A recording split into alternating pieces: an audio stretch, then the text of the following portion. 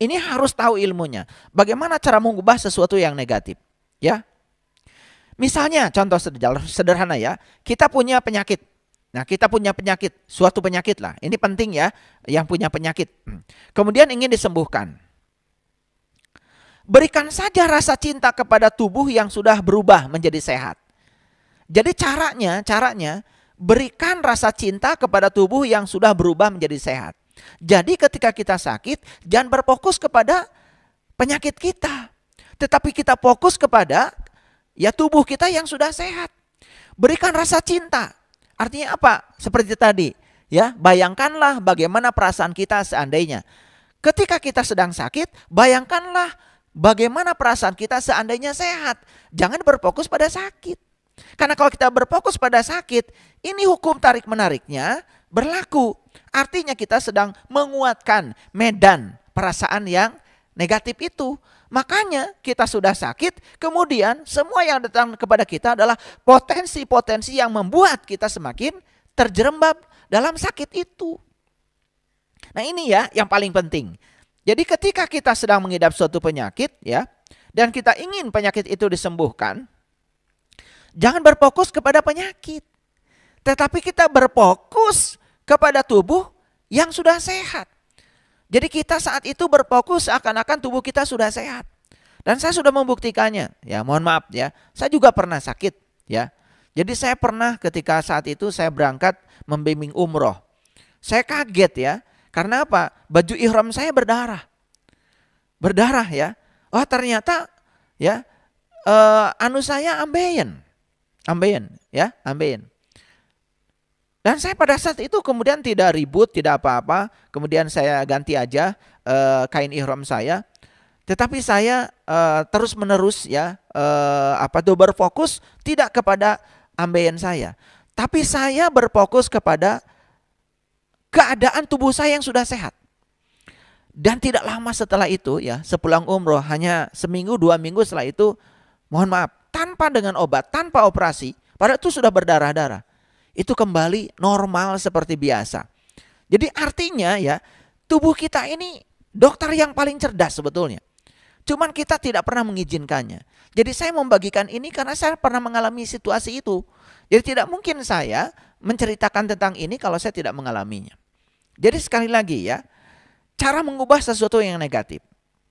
Nah, ketika ada yang negatif dan kita mengubahnya, ya kita ingin mengubahnya, prosesnya sama saja. Ungkapkan rasa cinta dengan membayangkan dan merasakan yang kita inginkan. Kan kita tidak menginginkan sakit. Oleh karena itu jangan kita memberikan energi pada sakit. Kita harus memberikan energi pada sehat. Pada sehat, ya. Jadi ketika ada yang negatif dan kita ingin mengubahnya, prosesnya sama ya, seperti mengubah yang kita ingin mendapatkan yang positif. Ungkapkan rasa cinta dengan membayangkan dan merasakan yang kita inginkan. Kan yang kita inginkan sehat. Jadi ungkapkan rasa cinta itu pada sehat. Jadi seperti yang tadi contoh saya ya, ketika saya mengalami ambeien ya, saya ungkapkan saja ya rasa cinta saya kepada tubuh saya yang tidak ambeien. Tubuh saya yang sehat. Saya sudah bersama dengan tubuh saya yang sehat. Saya juga sudah melakukan berbagai hal dengan tubuh saya yang sehat itu. Dan ternyata hanya dalam waktu yang singkat sehat. Tanpa operasi, tanpa obat. Dan itu bisa dilakukan oleh semua orang. Ya, oke. Sesuatu yang negatif itu kan artinya kekurangan cinta. Maka kita harus membayangkan dan merasakan yang sebaliknya dari situasi yang negatif itu. Jadi situasi yang negatif itu jelas ya kekurangan cinta. Maka ya untuk menghilangkan yang negatif itu, mengubah yang negatif itu, bukan memaksa yang negatif harus menjadi positif. Karena tidak bisa diubah.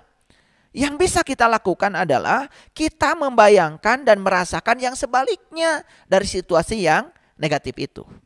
Ya. Mungkin para sahabat bisa gampang ya memahami seperti ini. Saya sudah menyiapkan ini. Ini gelas ya, perhatikan ini gelas. Ya, ini gelas ini kosong, ini gelas ini kosong. Ya, kalau gelas ini adalah tubuh kita, gelasnya tubuh kita. Nah, kekosongan ini ibarat ketiadaan cinta. Kekosongan ini ibarat ketiadaan cinta, ya. Ini kosong, ketiada cinta. Jadi di sini tidak ada cinta di sini, ya, kekosongan. Nah, perhatikan para sahabat. Apakah ketika saya mengusir kekosongan, gelas ini akan terisi? Kan tidak. Semakin saya berusaha mengosongkan kekosongan, gelas ini semakin tidak terisi. Makanya semakin kita melawan kejahatan dan kejahatan, kita juga akan semakin negatif. Ya toh? Ketika kita mendapatkan situasi yang negatif di luar dan kita kemudian mengungkapkan perasaan negatif, itu sedang menguatkan yang negatif. Itu yang sering terjadi dalam kehidupan kita. Kita ingin gelas ini penuh, tetapi yang kita lakukan adalah mengusir kekosongan. Kita tidak suka kekosongan. Padahal yang kita inginkan gelas ini kan terisi air. Coba, kalau tubuh ini adalah, gelas ini adalah tubuh saya sudah punya cinta nih. Ini yang saya inginkan. Yang saya inginkan kan air. Karena air ini sebetulnya adalah cinta. Ya, ini kekuatan positif. Kan sebetulnya yang membuat haus kita hilang ini bukan kekosongan, ini air. Nah, bagaimana caranya supaya gelas ini terusir kekosongannya? Kan satu-satunya cara adalah mengisi cinta. Memberikan cinta. Dengan memberikan cinta, otomatis ya kekosongan akan tidak ada. Coba sekarang, begitu kita hadirkan cinta, kekosongan tidak ada. Jadi ketiadaan cinta itu hanya bisa dilawan dengan menghadirkan cinta. Ya, ini simulasi yang sederhana tetapi sebetulnya sangat menakjubkan kalau bagi orang yang berpikir. Ya, kegelapan tidak bisa dilawan dengan kegelapan. Semakin melawan kegelapan, maka kegelapan semakin gelap. Karena satu-satunya cara untuk melawan kegelapan adalah menghadirkan cahaya. Jadi kalau kita sakit, jangan fokus pada sakit. Fokus pikiran dan perasaan kita kepada tubuh yang seakan-akan sudah sehat. Kita sudah bersama tubuh yang sehat, kita sudah melakukan berbagai hal dengan tubuh yang sehat itu. Coba praktekkan. Ini luar biasa. Ini luar biasa, ya. Tanpa obat, tanpa operasi, ya. Seseorang bisa melewati fase itu dengan gemilang, dengan luar biasa, ya. Oke, kita teruskan ya. Jadi ketika kita menggunakan proses penciptaan untuk mengubah yang negatif, ingat, kita tidak harus mengubah yang negatif menjadi positif. Kita tidak usah mengubah yang negatif menjadi positif. Karena apa? Seperti tadi, kalau kekosongan itu negatif, kan kekosongan itu tidak usah diubah oleh kita. Tidak usah diubah menjadi yang positif.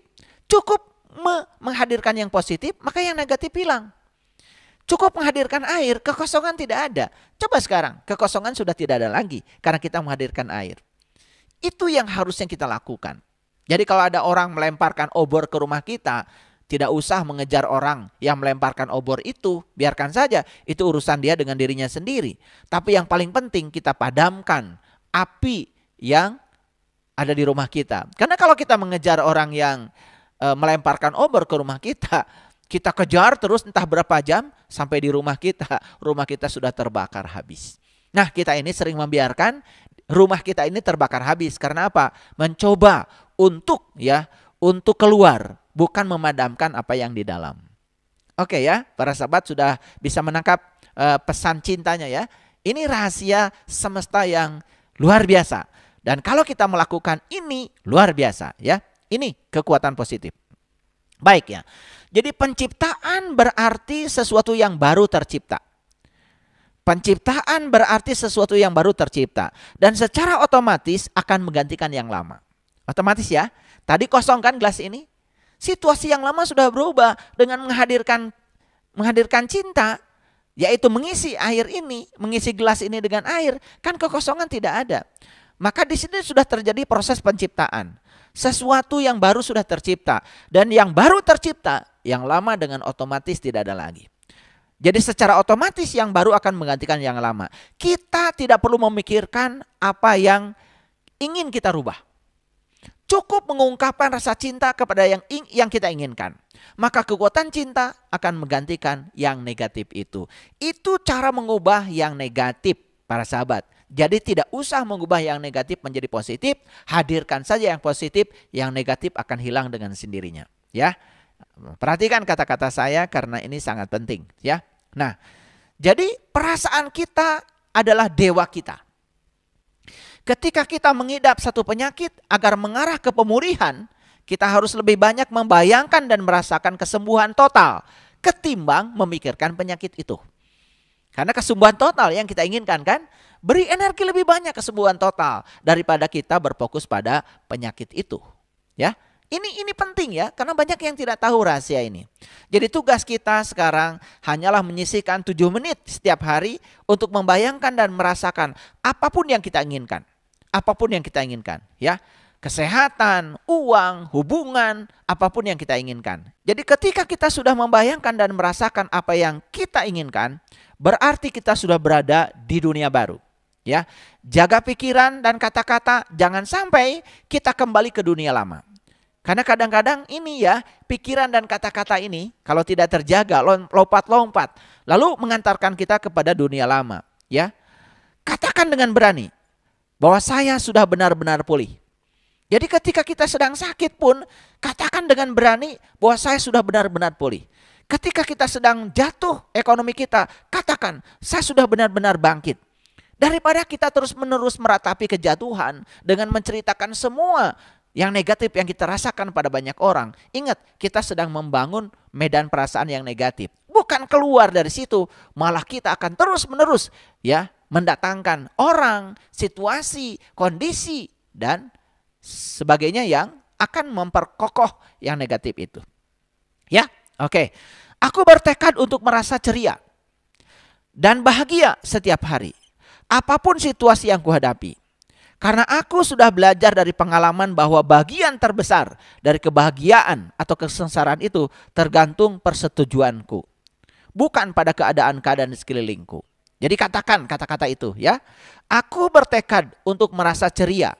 Aku bertekad untuk merasa bahagia setiap hari, apapun situasi yang kuhadapi, karena aku sudah belajar dari pengalaman bahwa bagian terbesar dari kebahagiaan atau kesengsaraan itu bergantung persetujuanku, bukan pada keadaan-keadaan di sekelilingku.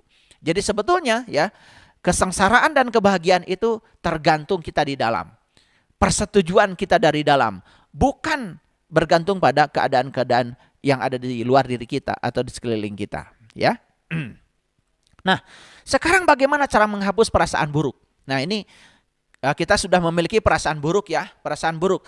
Bagaimana cara menghapusnya? Ini saya kasih tahu tekniknya yang luar biasa, ya. Kita dapat mengubah apapun dalam hidup kita dengan mengubah perasaan kita. Namun dalam mengubah perasaan, jangan coba-coba menghilangkan perasaan buruk. Sekali lagi, saya ulang, kita dapat mengubah apapun dalam hidup kita dengan mengubah perasaan kita. Namun dalam mengubah perasaan, jangan coba-coba menghilangkan perasaan buruk. Karena perasaan buruk hanyalah ketiadaan cinta. Curahkan saja rasa cinta. Ya, sekali lagi ya, jangan coba-coba menghilangkan perasaan buruk. Karena ketika kita coba-coba menghilangkan perasaan buruk, sama saja dengan kita coba-coba ingin mengusir kekosongan dengan cara mengosongkan kekosongan. Itu tidak akan pernah membuat gelas kita terisi. Padahal yang kita inginkan, gelas ini terisi oleh air. Jadi ketika kita mengusir kekosongan dengan mengosongkan kekosongan, semakin kosong gelas ini. Jadi jangan coba-coba menghilangkan perasaan buruk.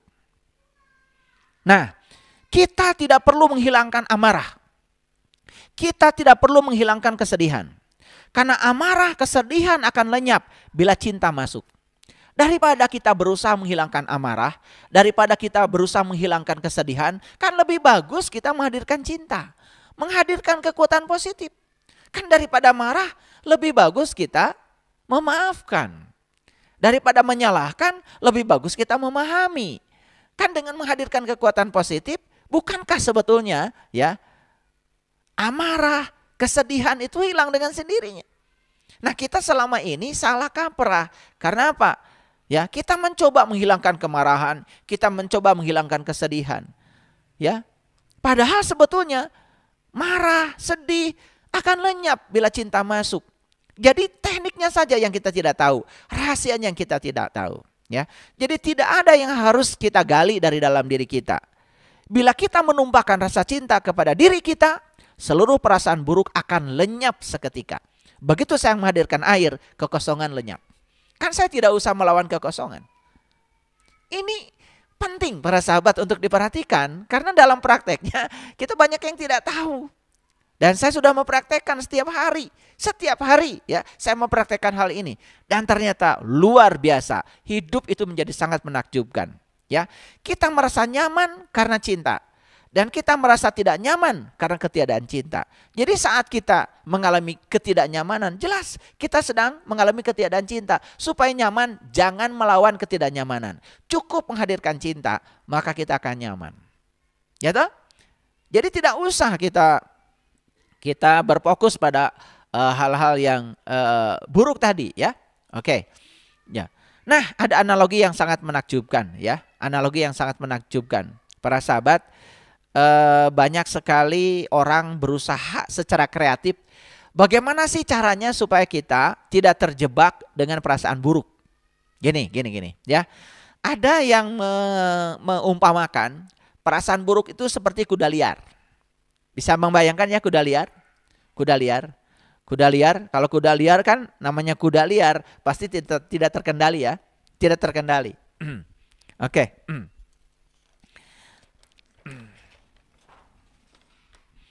Jadi perasaan buruk, ini perasaan buruk.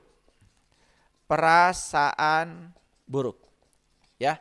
Ini jelas ya. Perasaan buruk itu akibat apa tadi? Akibat ketidakhadiran cinta. Perasaan buruk. Akibat ketiadaan cinta. Jadi sebetulnya sakit itu akibat ketiadaan sehat. Ya, itu ya. Gelap itu akibat ketiadaan cahaya. Yuk, perasaan buruk. Nah, perasaan buruk ini ibarat kuda liar.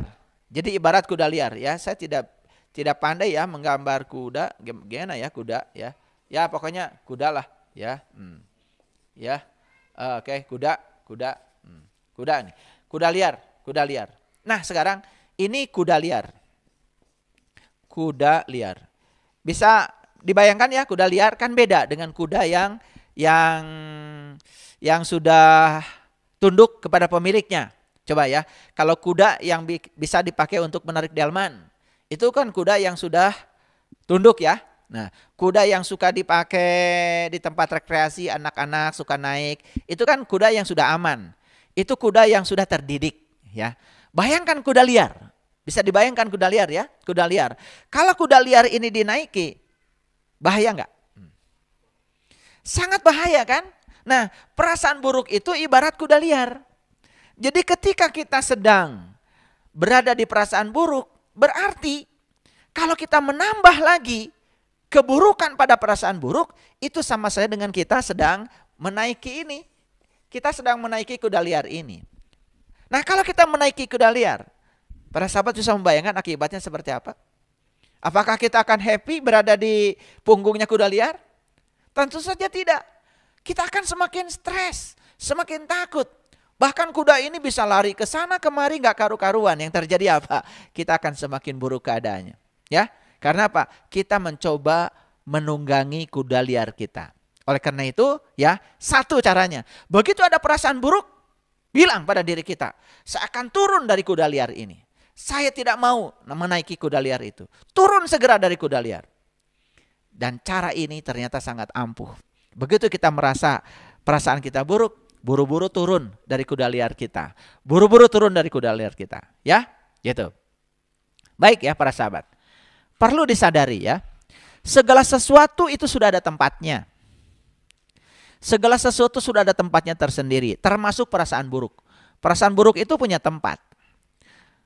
Tanpa perasaan buruk kita tidak pernah tahu seperti apa rasanya merasa senang. Betul ya?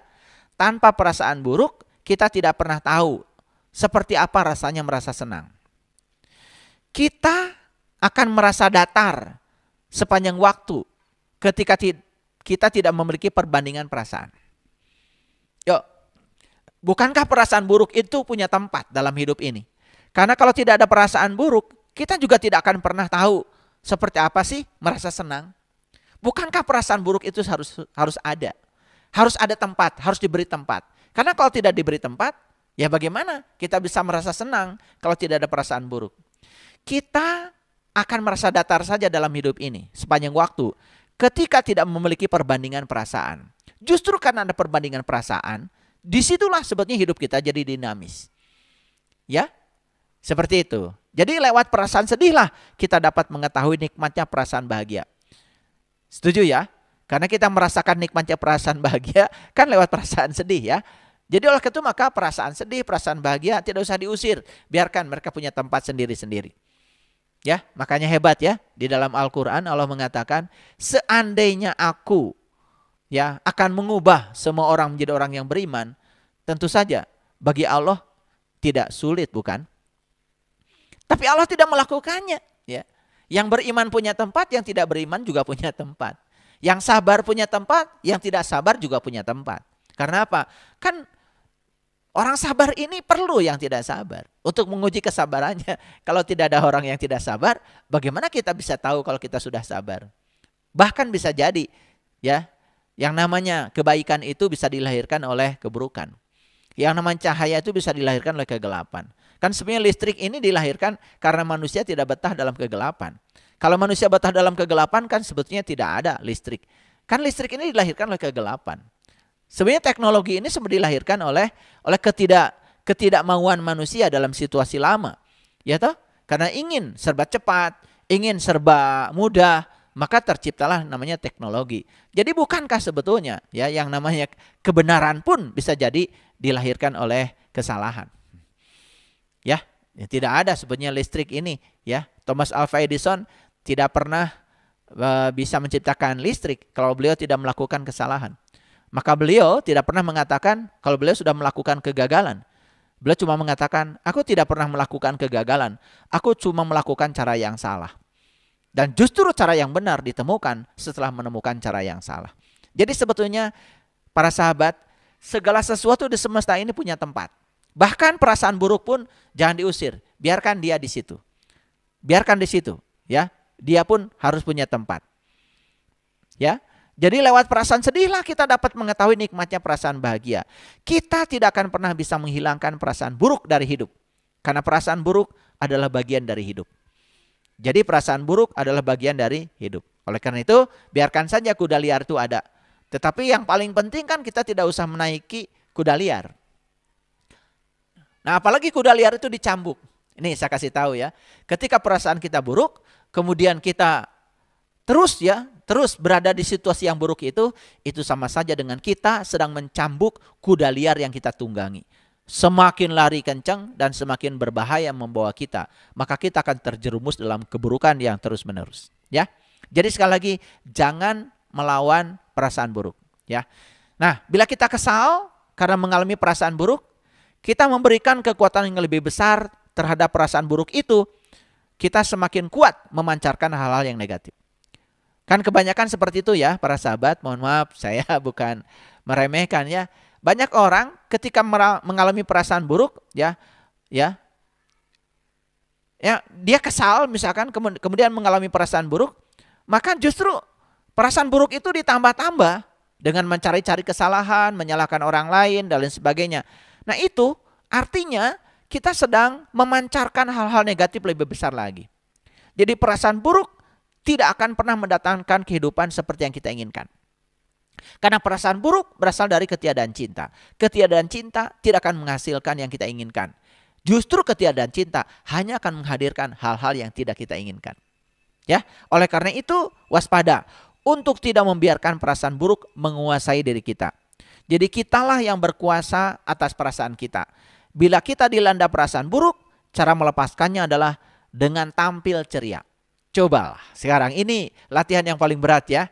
Ketika kita memiliki perasaan buruk, bagaimana caranya kita bisa tampil ceria? Karena ketika kita perasaannya buruk, kemudian kita tampil penuh dengan kesedihan ya, wajahnya murung, hati-hati itu. Kita sedang menaiki kuda liar dan kita sedang mencambuknya. Maka kuda liar akan bawa kita pada situasi yang jauh lebih buruk lagi.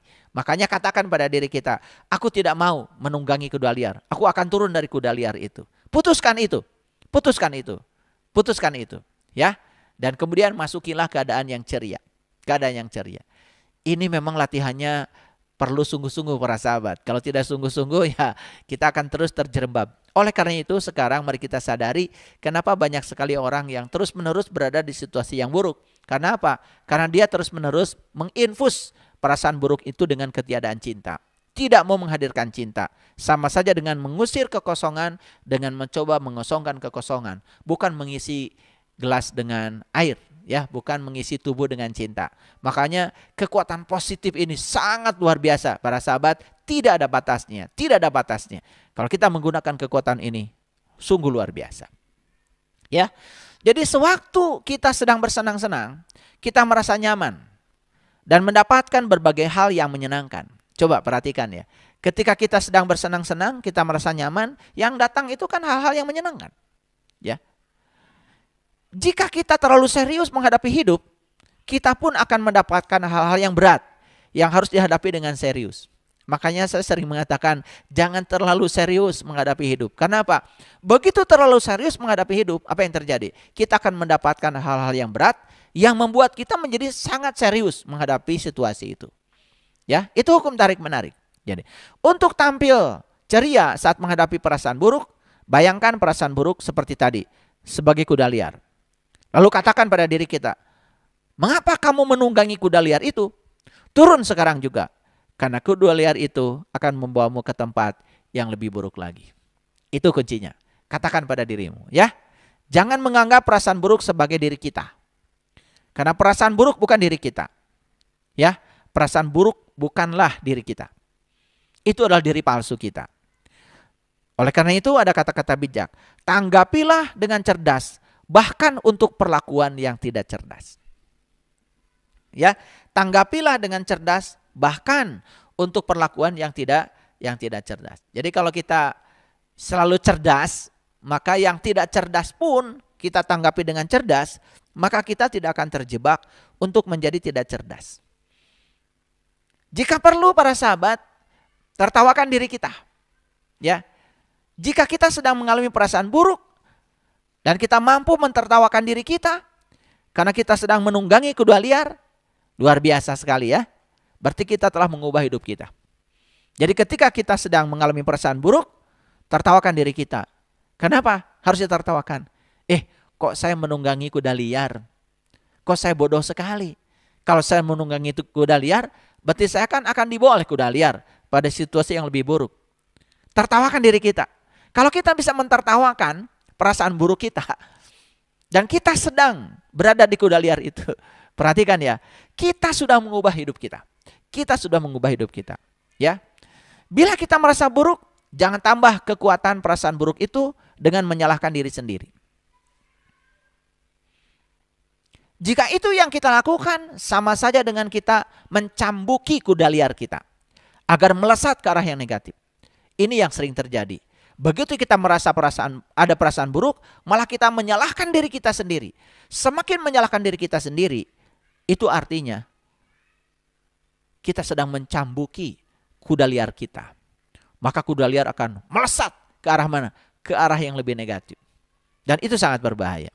Jadi intinya, jangan membenci perasaan buruk, tetapi sadar memilih perasaan baik. Ulangi ya. Jangan membenci perasaan buruk, tetapi secara sadar untuk memilih perasaan baik. Karena perasaan buruk berasal dari ketiadaan cinta, sedangkan perasaan baik itu berasal dari cinta. Jadi hadirkan saja cinta. Hadirkan kekuatan positif.